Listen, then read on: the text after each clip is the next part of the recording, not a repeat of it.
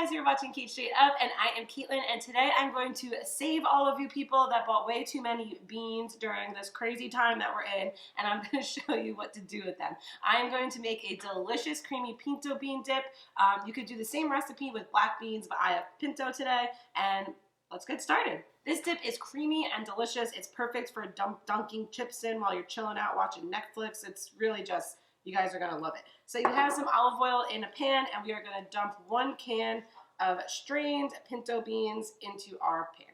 After that, we're gonna add 1 red onion that we diced up real small, and about 2 tablespoons of minced garlic.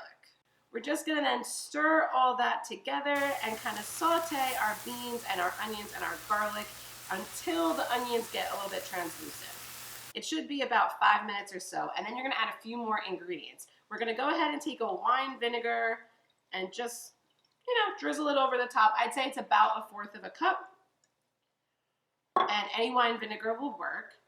And then just stir that in, and then we have a couple spices to add. In here I have a mixture of chili powder, paprika, and a cumin. We're just gonna mix that all in to our beans.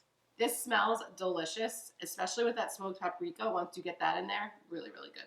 Then you are gonna either spoon this into a food processor, or if you don't have a food processor, a blender also works. So either one, because we're just gonna pulse it up to make a nice creamy dip. Once it's in, just go ahead and get it creamy. And after pulsing it out, you have yourself a delicious creamy pinto dip. It is so good. Look at that texture, and it tastes fantastic. It is really good. Oh my God, so good.